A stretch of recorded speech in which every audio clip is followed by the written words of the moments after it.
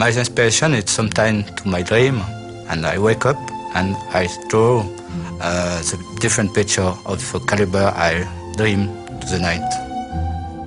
For the inspiration of Opus 4, it's Milky Way, moon, big moon, and star, sky for this watch. More challenge for me, it's to make with one movement minute tourbillon, to have two faces with two emotions different, one with many technique and the other more romantic for the night. We are the watchmaker of the shadow. It's very interesting the collaboration with Winston to step out the shadow.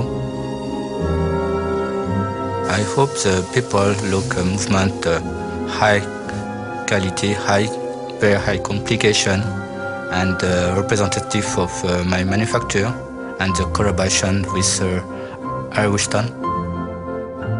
One word for my Opus, still a dream.